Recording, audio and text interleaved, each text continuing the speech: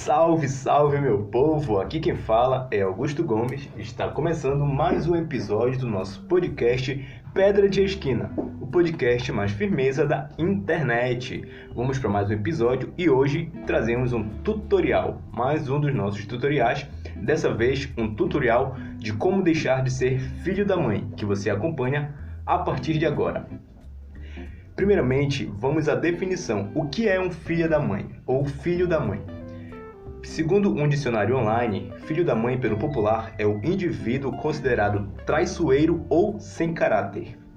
E também, por definição, pode ser um insulto que manifesta revolta e desprezo em relação a determinada atitude ou comportamento. Ou seja, pode ser tanto uma qualidade da pessoa ou pode ser uma avaliação daquele comportamento. Então, filho da mãe, a gente já consegue entender por aí que não é uma coisa muito boa. E já que não é muito bom, a gente tem que deixar de ser isso, né? Essa é a lógica de melhoria, de evolução que a gente apresenta aqui no podcast. Então, se não é bom, a gente pode rever.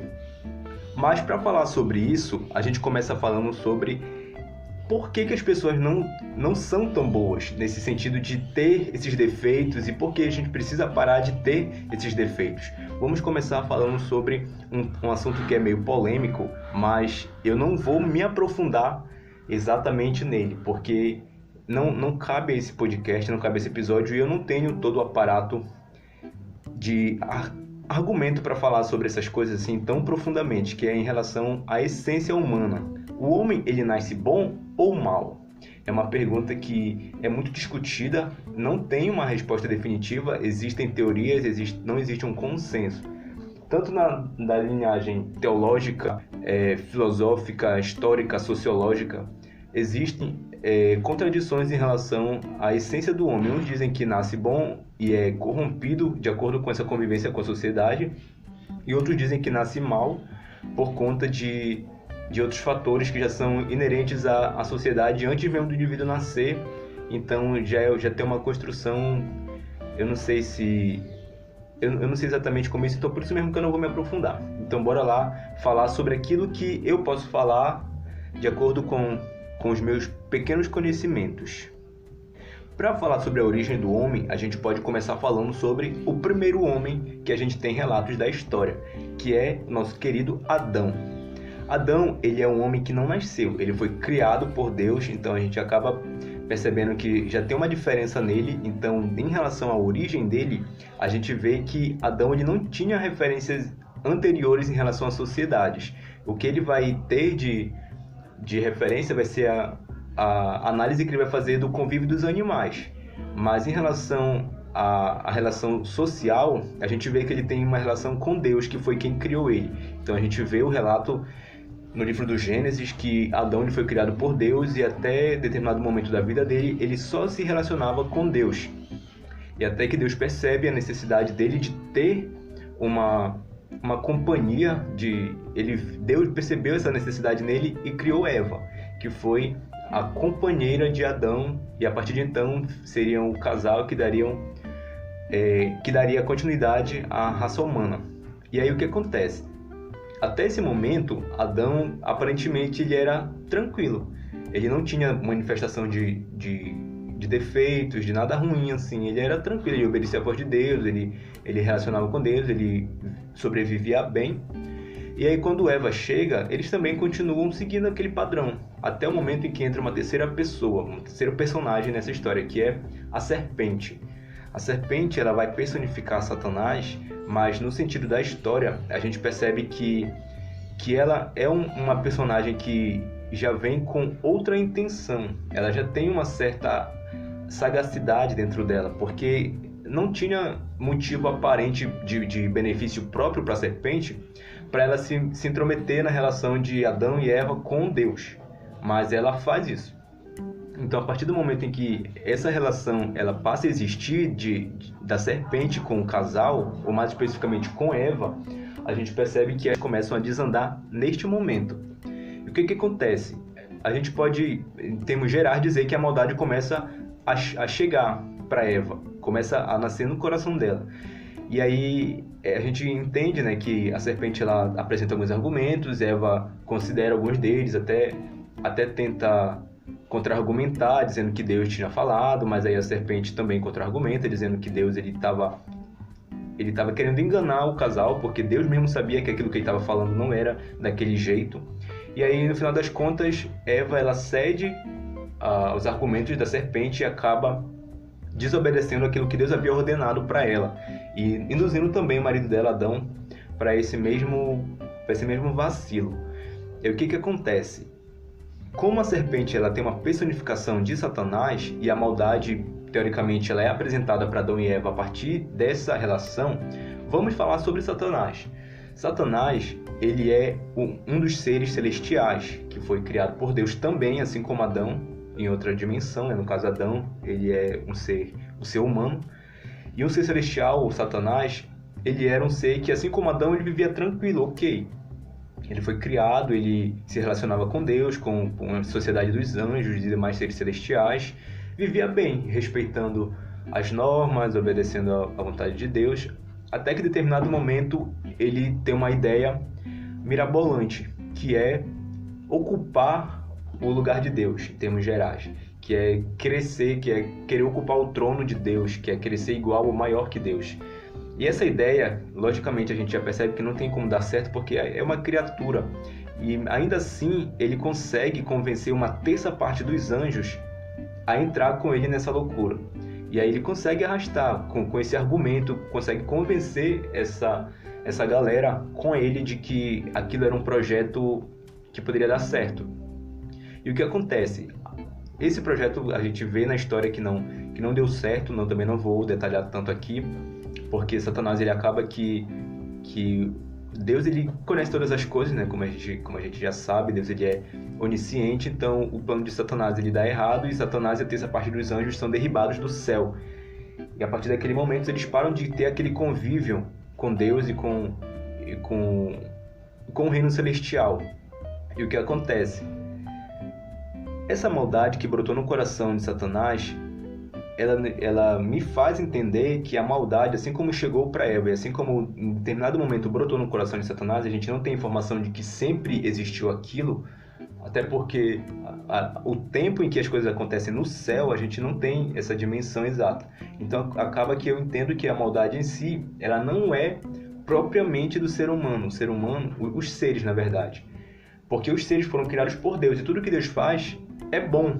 A Bíblia fala isso e a gente consegue também confirmar isso, por exemplo, na natureza. A gente vê a beleza, a grandeza, a riqueza de detalhes, a perfeição da fauna, da flora, dos animais, né? Da natureza, as paisagens. Tudo que Deus faz ele é excelente. Só que quando a gente fala dos seres, dessa questão da mentalidade, do raciocínio, isso faz com que a gente seja suscetível a ter falhas. Porque a gente não é perfeito assim como Deus é. A gente tem essas vulnerabilidades porque Deus ele criou seres assim que eu acredito que é para a gente poder glorificar Ele de forma espontânea. E aí acaba que com isso a gente fica vulnerável para optar em ser bom ou dar ouvido para o bem ou para o mal. Então o que eu entendo?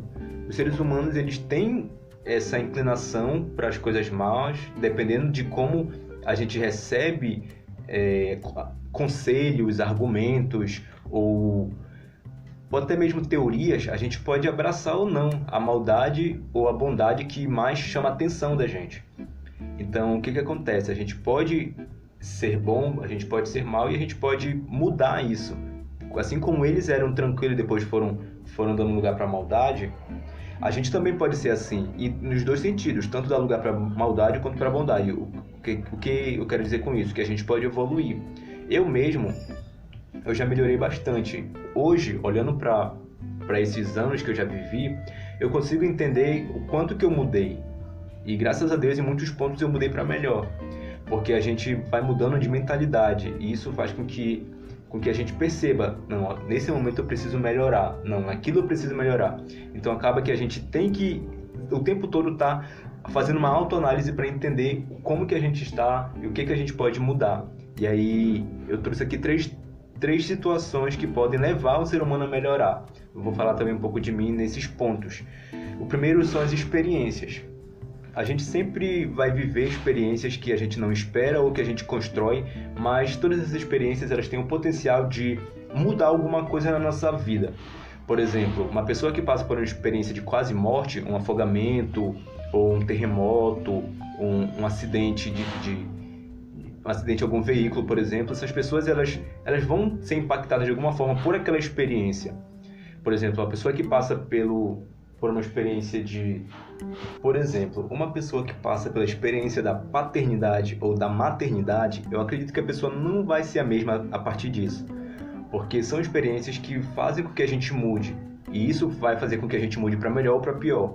Por exemplo, tem pessoas que passam a ser um ser humano melhor a partir do momento em que vivem uma experiência que se surpreendem com outro ser humano ou que passam a ser responsável por outro ser humano. Assim como, por exemplo, tem pessoas que passam a ser pior a partir de viver uma injustiça muito grande. Como, por exemplo, ser incriminado de maneira incorreta, né? A pessoa que passa um tempo preso de maneira injusta, provavelmente ela vai ter uma revolta, ela vai ter uma mentalidade diferente, eu imagino. Então as experiências, elas fazem com que a gente melhore, com que a gente mude. E eu, por exemplo, passei por várias experiências que me fizeram mudar muito, assim, a gente passa a enxergar as coisas, as experiências, as pessoas de outras formas. E as pessoas também, elas podem nos levar a mudar. Por exemplo, o nascimento, né, de um filho ou de uma pessoa próxima, assim, que vai passar a conviver com a gente, isso vai mudar a mentalidade daquela família, daquelas pessoas que se relacionam. Por exemplo, a chegada de um namorado, de um marido, de uma esposa, isso faz com que a gente mude a mentalidade. Às vezes a gente é uma pessoa mais pesada, mais séria, mais introvertida, e com essa relação, às vezes a pessoa se solta mais, a pessoa se torna mais leve, a pessoa se torna mais afetuosa. Então, as pessoas também elas têm essas experiências, assim como também pro lado ruim, né? Por exemplo, um colega de trabalho que vai trazer peso para aquele ambiente, que vai ter um tipo de conflito, ou então um vizinho que se muda para tua rua, pro lado da tua casa, que vai perturbar a tua vida, por exemplo. Então, as pessoas também elas têm esse potencial de mudar a nossa mentalidade, de mexer com o nosso contexto, com o nosso redor. Isso pode levar a gente a ser melhor ou pior. Tem pessoas que realmente elas podem chegar na nossa vida e mudar, fazer com que a gente repense às vezes todo o nosso pensamento, o nosso proceder. Como eu estava ouvindo um podcast essa semana, que eu ouço muitos podcasts, na verdade, eu não sei se eu cheguei a comentar isso aqui, mas eu ouço um que é sobre crimes reais. E aí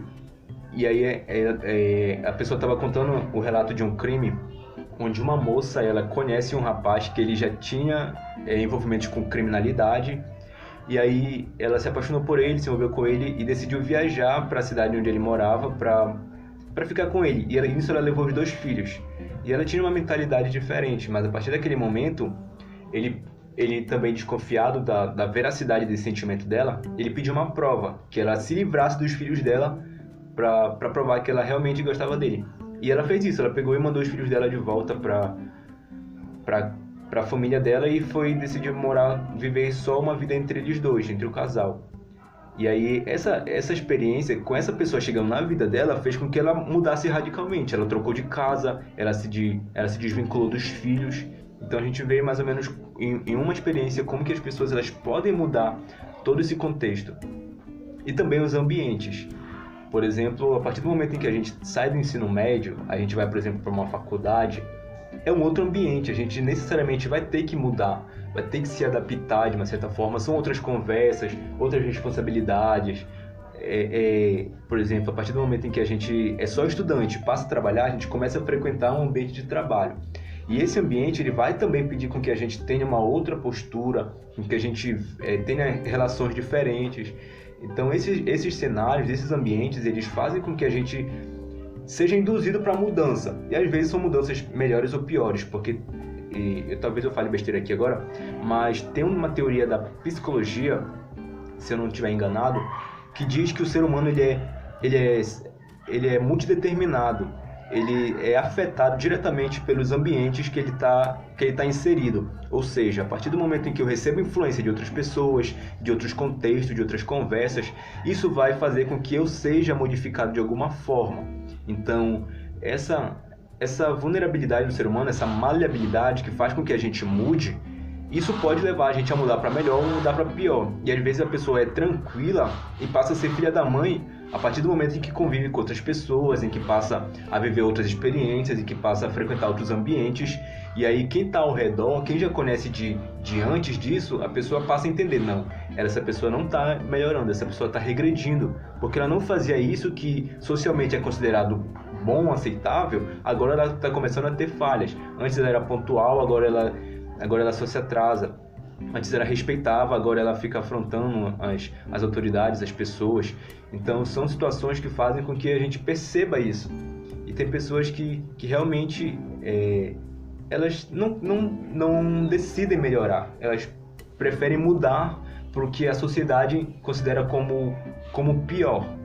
E isso realmente acontece. Então tem pessoas que são filhos da mãe e ao perceber isso, ao ser instruído, passam a melhorar, a evoluir, e tem outros que não. Outros que às vezes, por determinados motivos, resolvem chutar o balde, né? E viver uma versão mais punk dela mesma. E o que acontece? Eu tenho percebido essa minha mudança. Isso vem por determinados fatores. Até pela questão da própria experiência que a gente vai ganhando ao longo dos anos, vai amadurecendo, vai tendo outras responsabilidades. E principalmente na nossa relação com as pessoas. Quando a gente é adolescente, a gente tem uma mentalidade totalmente diferente sobre a nossa família, por exemplo. E aí quando a gente vai amadurecendo, a gente percebe a importância das pessoas, a importância das relações, a importância das amizades. E aí isso faz com que a gente tenha esse processo de maturidade. E eu, por exemplo, percebi isso na minha vida. E aí tem situações que fazem com que a gente seja obrigado a crescer. Hoje eu já estou no mercado de trabalho, já estou trabalhando. Hoje eu tenho responsabilidades com a minha casa, assim, que antes eu não tinha. Então é uma mentalidade que eu precisei adaptar. Algumas coisas acontecem de maneira gradual, outras são de uma hora para outra. Tu é obrigado a mudar. E além de mudar, além de melhorar, eu acredito que o principal para o ser humano deixar de ser filho da mãe, no sentido mais geral da palavra, é não apenas a melhoria, mas a transformação. Porque as pessoas podem melhorar, e às vezes as melhorias, as mudanças, elas são pequenas, mas a transformação, ela não tem nem como a gente negar, porque a pessoa foi transformada. E, por exemplo, tem um versículo na Bíblia, que é o que eu vou trazer aqui para embasar esse argumento, que está lá no livro dos Romanos, capítulo 12, na verdade, da carta de Paulo aos Romanos, no capítulo 12, nos versículos primeiros, assim, 1 e 2. Diz assim, Paulo dizendo: Rogo-vos, pois, irmãos, pela compaixão de Deus, que apresentei os vossos corpos num sacrifício vivo, santo e agradável a Deus, que é o vosso culto racional. E não vos conformeis com este mundo, mas transformai-vos pela renovação da vossa mente, para que proveis qual é a boa, agradável e perfeita vontade de Deus. Vou repetir só essa frase aqui, que eu acho que é a chave. Não vos conformeis com este mundo, mas transformai-vos pela renovação da vossa mente. Esse processo de que Paulo ele sugere para a galera lá de Roma é justamente porque a sociedade em si ela tem um padrão, ela tem padrões. E muitas das vezes o mundo ele prega coisas que a gente não enxerga dessa forma, mas se a gente for parar para estudar, para analisar, a gente vai perceber que é assim. Por exemplo, o individualismo.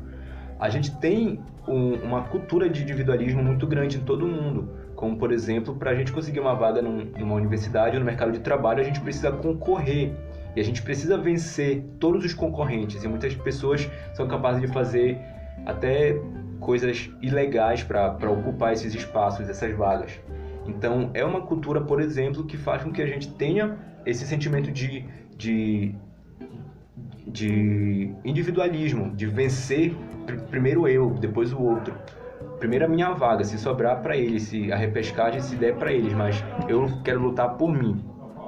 E aí acaba que essas coisas são pensamentos que o mundo em si ele vai criando.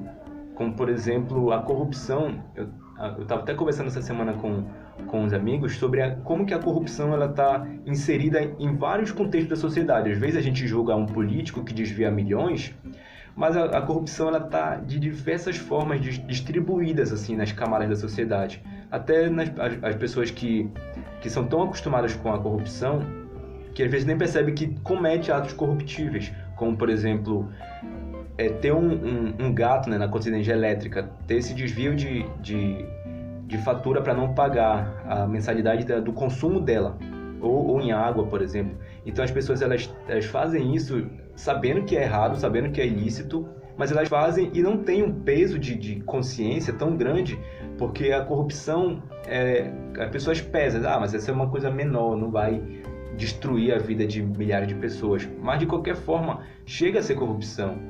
Então são coisas que às vezes vão sendo naturalizadas e as pessoas elas vão deixando passar e acaba que aquilo se torna natural do convívio. Mas isso são moldes do mundo. E Paulo lhe sugere, não vos conformeis com este mundo, nem aquilo que o mundo prega. Se trair a tua mulher, o teu esposo, tá tudo bem, contanto que a pessoa não descubra. Se tu burlar a tua prova, tá tudo bem, contanto que o professor não descubra. Então são mentalidades, são pensamentos que o mundo ele vai sugerindo.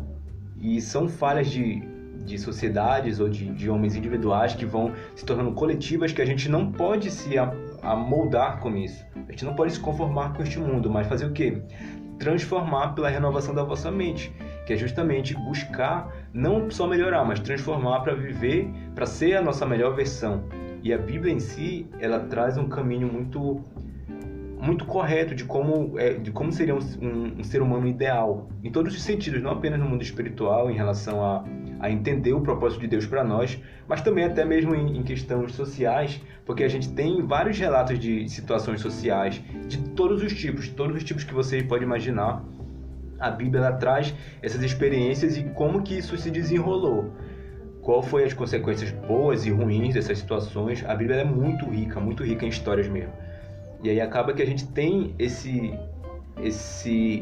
material. E a gente ainda tem conselhos de muitas pessoas, de reis, de líderes, de pessoas que passaram por dificuldades, que viveram guerras, de pais, de mães, de discipuladores para discípulos, como é esse caso aqui. Paulo está dando conselhos para a galera lá de Roma, para os romanos.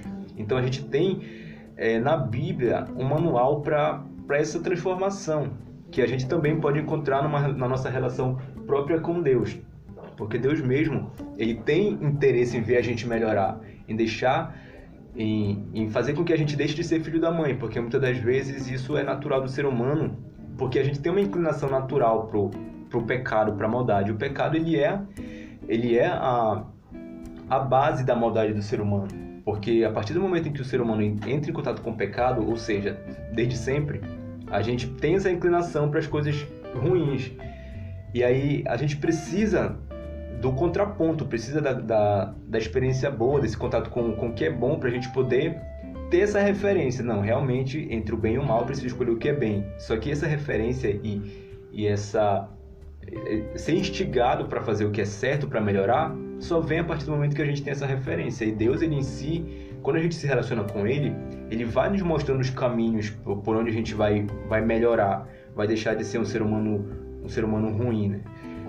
Porque por nós mesmos, a nossa natureza seria de ser a nossa pior versão. Muitas das vezes a gente só não faz coisas piores ou porque a gente tem receio de como a nossa família vai nos ver, ou porque as leis nos freiam, porque se não fosse a lei, eu tenho certeza que uma galera faria um bocado de coisa que moralmente são consideradas ruins, mas se a lei permitisse, a galera ia fazer. Eu tenho certeza disso porque talvez eu seja uma dessas pessoas. Mas a partir do momento em que a gente tem a nossa mente transformada, essa mente renovada, isso faz com que a gente enxergue as coisas de outras maneiras. Então, independente de como as circunstâncias venham, independente de, por exemplo, se a serpente está te apresentando argumentos que aquilo vai te trazer bagunça para tua mente, mas se tu tiver uma mente renovada, tu vai ter essa clareza de tudo que está ao teu redor. Tu não vai ser uma pessoa vulnerável. Então, e a partir do momento também que a gente tem esse contato com o que é bom, a gente vai fazer essa autoanálise e perceber a partir do que a gente pode mudar, do que a gente pode melhorar. E se a gente realmente é filho da mãe, a gente para de ser, porque isso vai trazer pra gente incentivo. Então é isso que eu quero apresentar hoje, e esse foi o episódio de hoje. Até a próxima!